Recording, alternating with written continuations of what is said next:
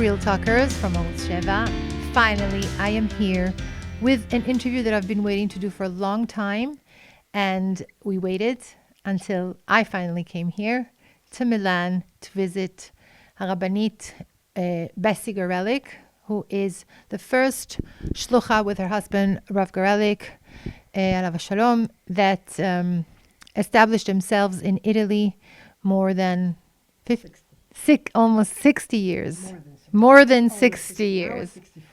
64 years. They've been working, establishing an amazing community here in Milan, Italy. Rabanit Garelik is a very big fan of Arutz Sheva and is a big fan of politics. Of course, after being a Rabanit and a teacher. So I'm very, very pleased and honored to be here with her. Good evening. Good evening, Hadassah. It's always a pleasure to see you.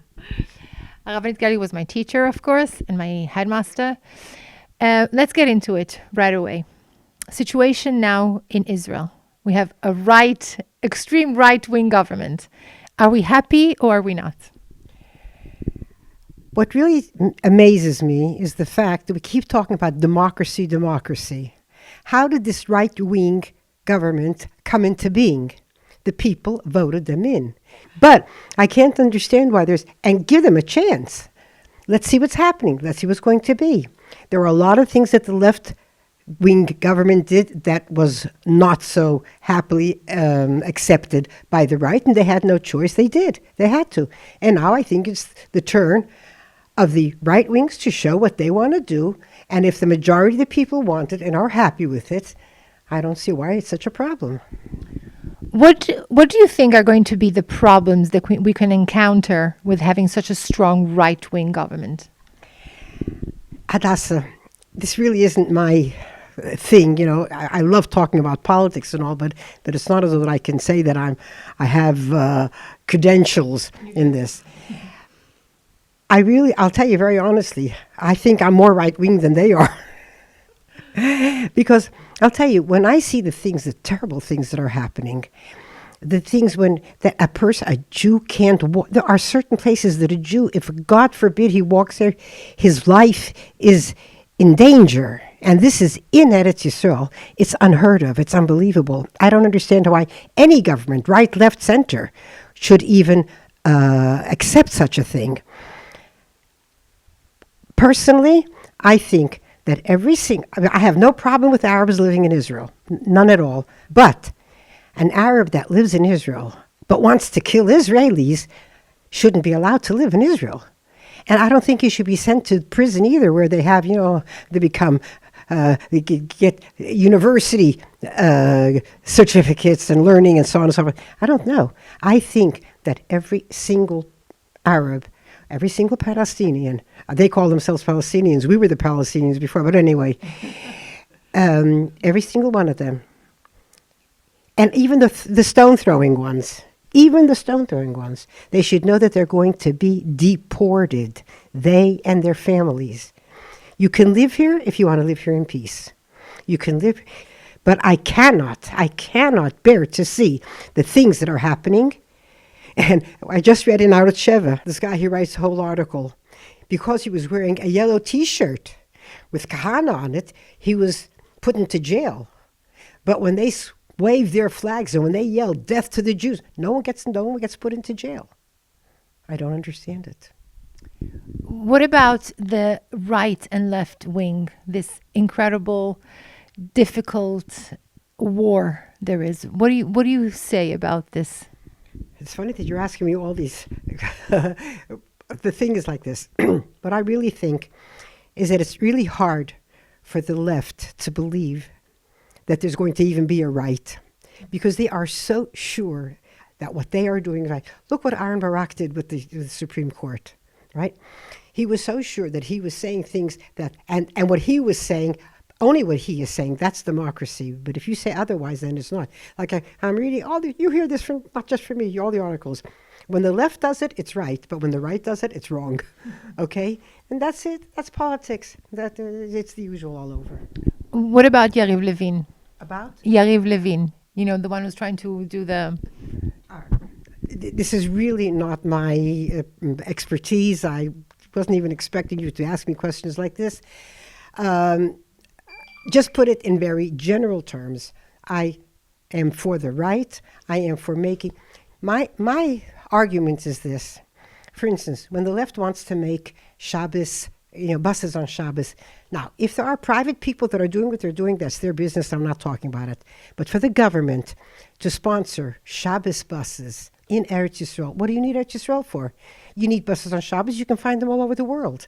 A person that wants to live that way, not observing Shabbos, not observing Kashrus, not observing the holidays, I can't figure out why they need Israel. I understand.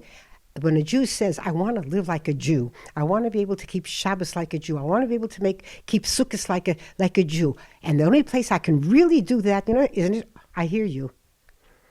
Excuse me, even the women of the wall. I would love to ask them, do their husbands put on talis and tefillin? Okay? Because when I would talk to my girls here in any kind, and they, why can't women put on towels? I say, does your boyfriend put on tefillin every day? Does your husband put? Why are you fighting for what they threw away? But it's not that. Plus, and one more thing, and I think with this we should stop with the politics.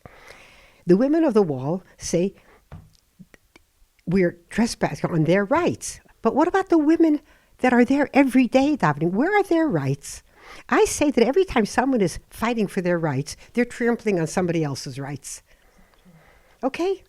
Yes, and the women of the wall were given a place at the wall, but they don't want that because they won't have that much. There's no one to fight there. Here they have who to fight. Here they have to make... And the women that come every day to the Kaisel and want to be able to daven there properly, where are their rights? That's it. I want to talk about, I think you're the most right person to ask this to. They always ask me about, what was the Rebbe's views about Israel? Why didn't the Rebbe come to Israel? Why did the Rebbe like the army? Was the Rebbe for the army? Can you make it clear? Again, I don't know if I'm the person to do this, but I'll try my best. The Rebbe loved Israel. The Rebbe sent his chassidim to Israel. The Lubavitchers opened up Kfar Chabad. They have shluchim all over Israel. If someone asks me, why am I here and not in Israel? I would love to go to Israel. I would love to live in Israel. But I have a mission. My mission is to make sure that all the other Jews come with me to Israel. If I go to Israel, I'm leaving all these people behind. Do you know how many Jews from Milano already went to Israel? And that's why the Rebbe does, because the Rebbe says he's like the captain of a ship. When a ship is going down, the last one to go down is the captain. He's not the first one to jump into the sea. The Rebbe was chalishing to go to Eretz Yisrael and wants to live in Israel. But he doesn't want to leave all the Jews that there are there in the Golas. He wants to take everyone with him. And that's it. Beautiful. What about all this, we're living in this generation of equality, human rights, equality between men and women.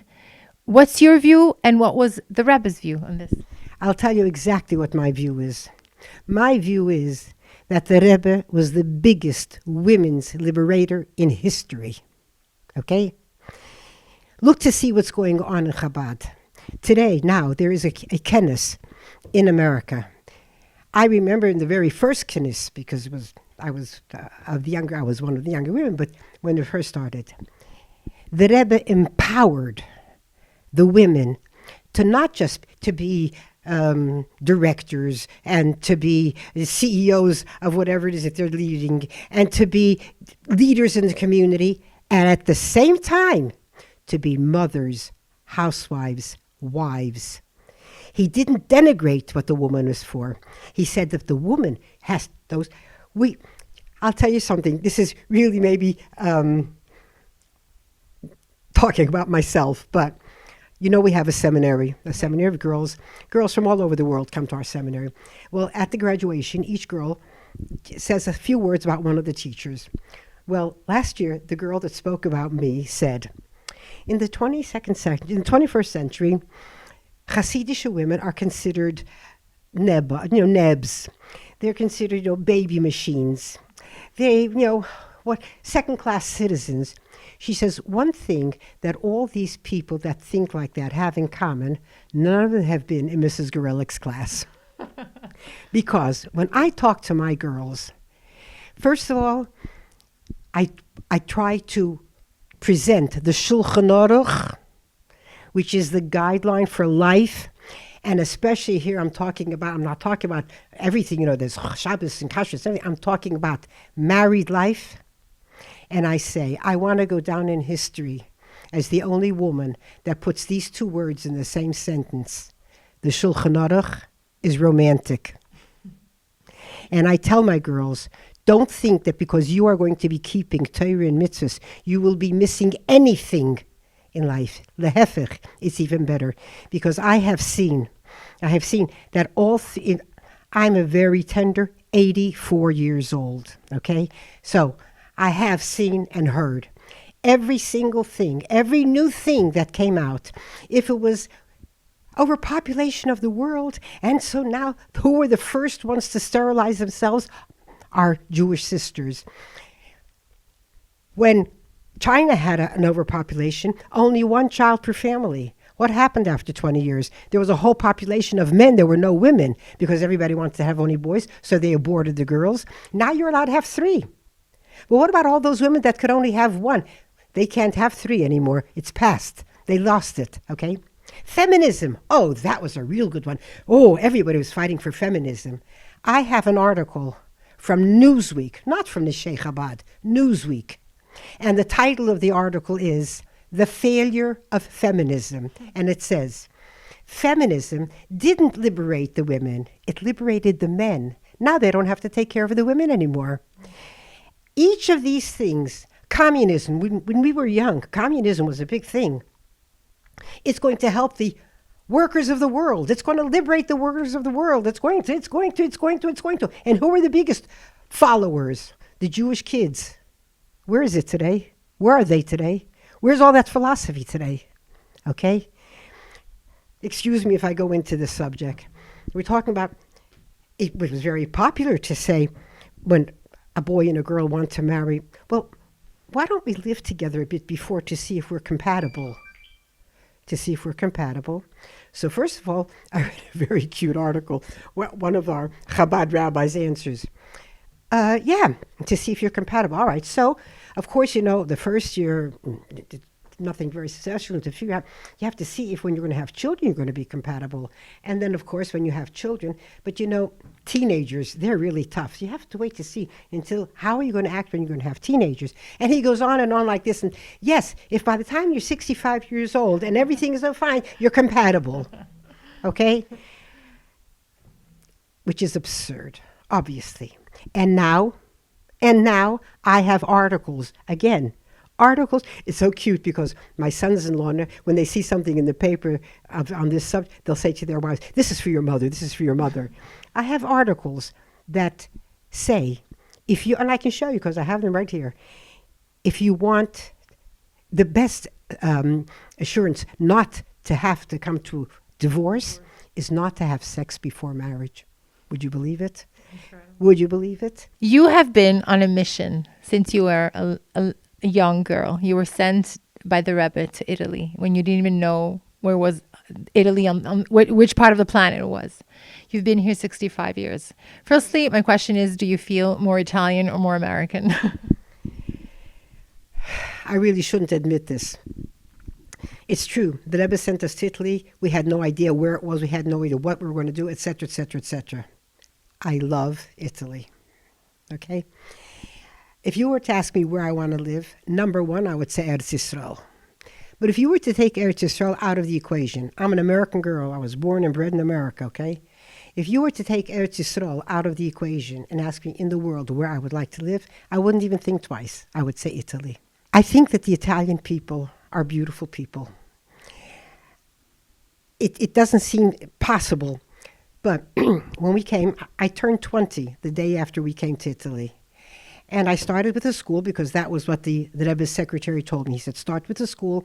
That way your students will become your collaborators. And I thought, my gosh, collaborator, I was 20. I'll have to wait a lifetime. And who is the principal of the school? He was in my kindergarten on my knees. Okay. When we started, obviously we needed an Italian person. This was probably the second, maximum the third year that we were here, but probably second, third year. Hashem sent me someone indescribable.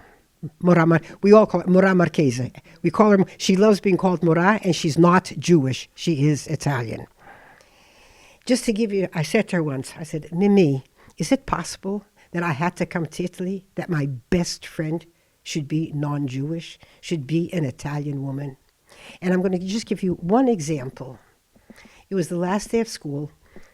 School was about 2-3 years old. The last day of school in June. The kids all went home, and she and I walked down the block to the park, and we sat down. And I go, Mimi, we have so few kids in school. And she points her finger at me, and she goes, Bessie, the Rebbe told you to make a school. He didn't say how many kids have to be in it. Wow. Okay? And she's not Jewish. And she's not Jewish. Absolutely not. Absolutely not. I remember your husband, which passed away a year ago, 2 years ago. Right. You were a beautiful couple. You loved each other, and we all fell in love with you two together. You gave us an incredible example of how a couple should be.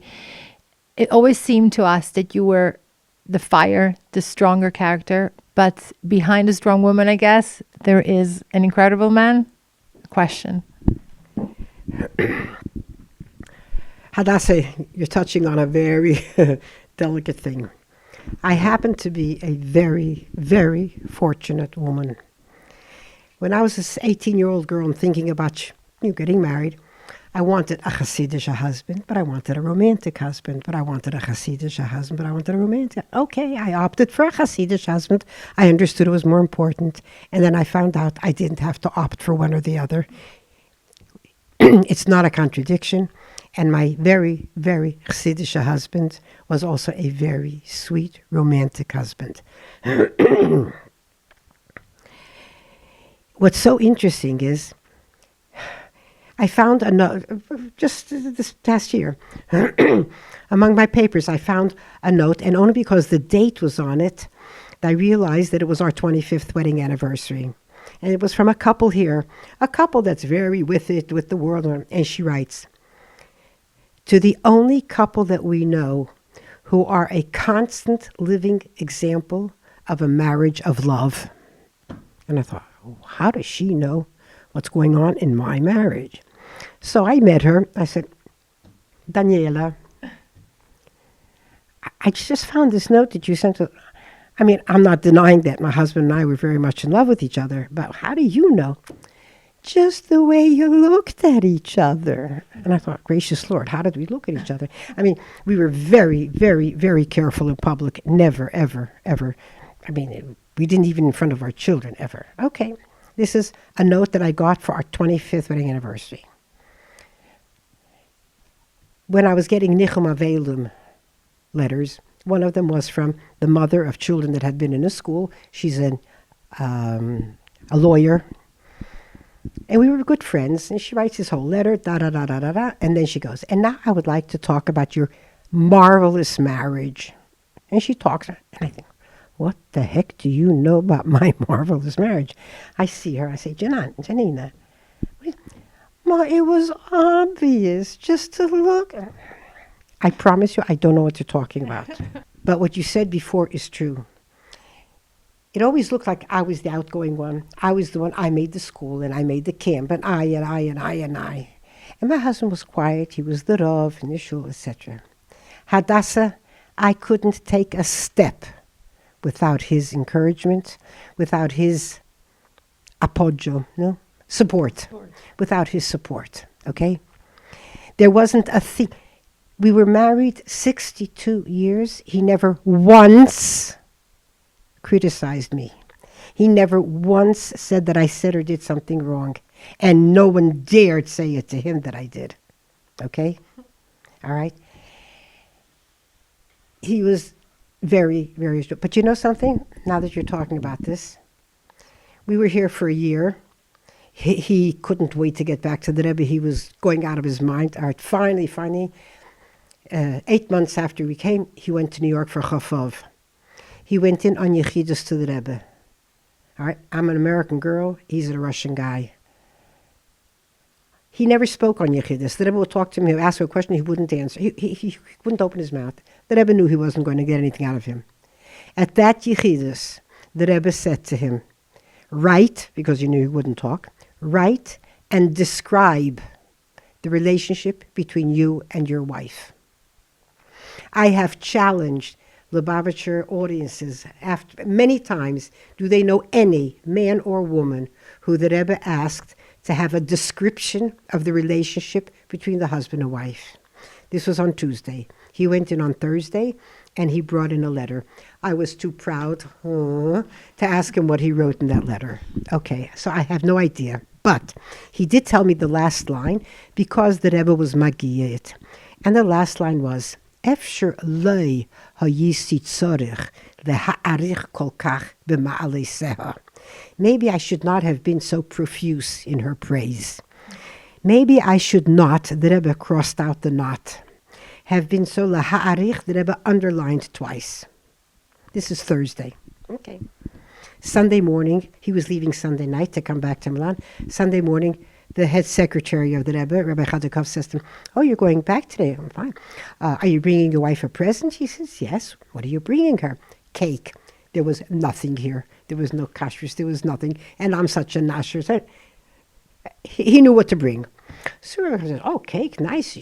Maybe you should get her something gold. Well, okay, if you think so. Okay. What do you suggest? And he really didn't have much imagination. He said, a watch. Do you mind if I help you pick it? My husband says, fine, no problem. But it was Sunday. The stores were closed. Rabbi Simpson had just started. Today they have a big, beautiful jewelry shop in Borough Park, but then he had just started in business. Then they called him up, and he brought a suitcase of watches into the Mercus office. And there, the 2 or 3 secretaries, my husband, this one said, this watch is this, da, da, da, da, da. At a certain point, Rabbi Chadakov took all the watches and brought them into the Rebbe. Wow, when my husband saw this, he nearly fainted. Out came Rabbi Chadakov, and the Rebbe said, if there's time, the face of this with the band of this. And if there isn't time, then this one. And he sent out, this was at the end of beginning of Elul, Ambachser, the Rosh Hashanah Yom Kippur. He said, and this is my present to her. Hadassah, when my husband came home, had I asked him for the moon, he would have walked straight up and gotten it for me. He didn't know what to do for me. I ask you, what was the Rebbe trying to do here? My husband didn't complain about our relationship. I didn't complain about the relationship. All of a sudden, the Rebbe has nothing else to do but to worry about our relationship.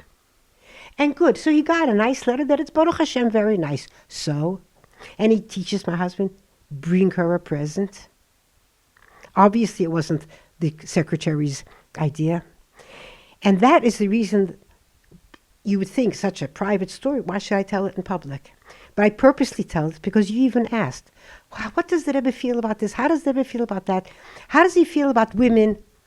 Do you know what? One of my latest messages, in our later years, the Rebbe had once said to my husband, learn chitas with your balabasta, with your wife. Okay. Just a few months ago, my daughter-in-law in New York asked me if my son is a Rav in a shul, so she asked me if I would give them a message to the women. And I said, the Rebbe told my husband that he should learn chitas with the balabasta. He didn't say teach it to her. He said learn it with her, as though we were 2 equals. Learn it with her. I said, now the Rebbe told us already, my children were grown and we had time to do it.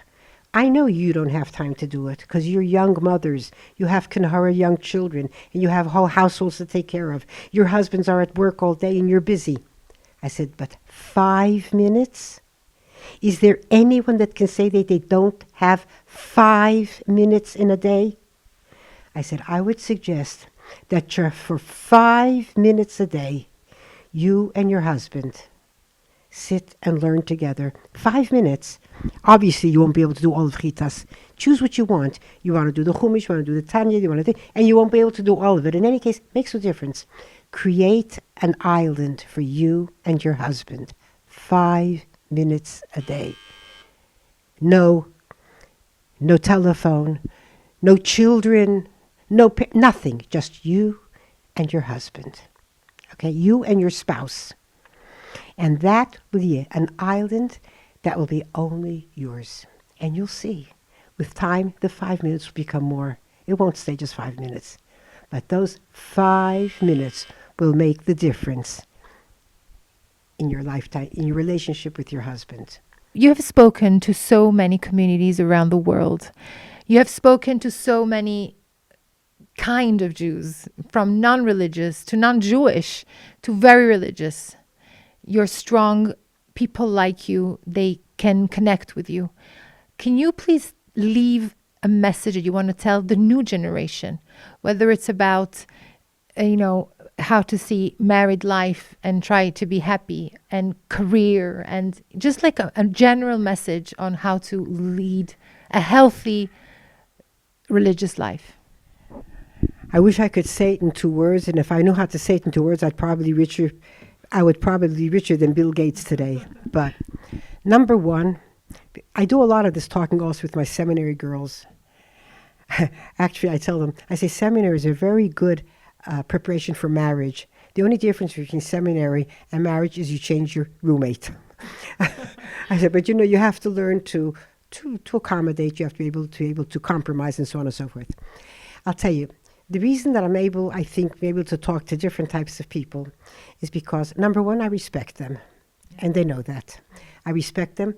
I don't believe in thinking I'm better than you, or everybody is important. Everybody is in his way. As I said, I had to come to Italy to find that the person that understood me better than anybody else is a non-Jew. All right. I learned a lot also from my husband.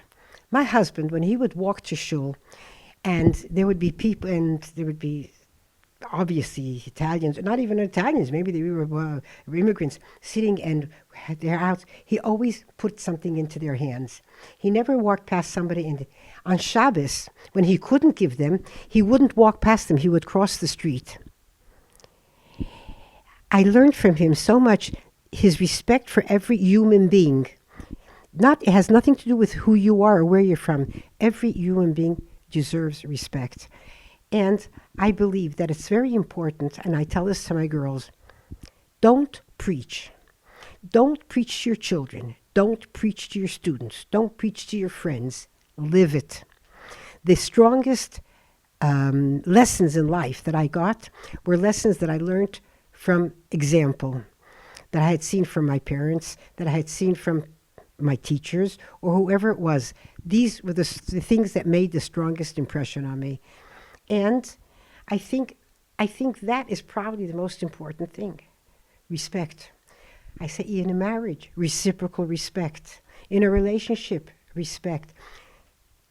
All I had in school, I had many teachers that weren't Jewish, but they all felt like we were one big family. Our school, even the students till this day, they felt like it was one big family. A real kisser. I can kiss the lamppost. Kids could be walking into school, and I would just give them a hug and a kiss. And I remember once I did that, and a mother was standing by, and she says, "That's why I send my kid here."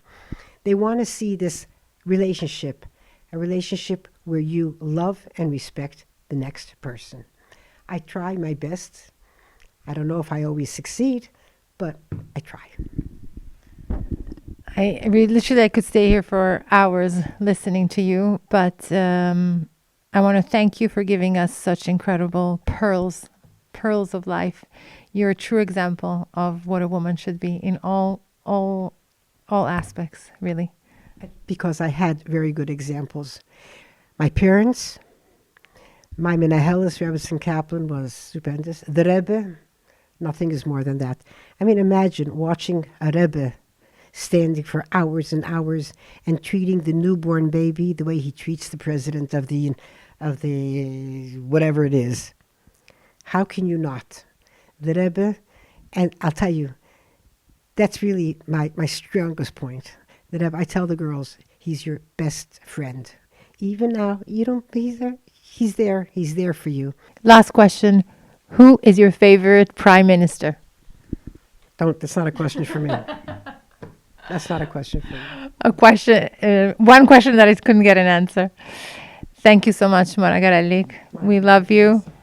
And thank you, Real Talkers. I hope you really enjoyed this one. To the next one.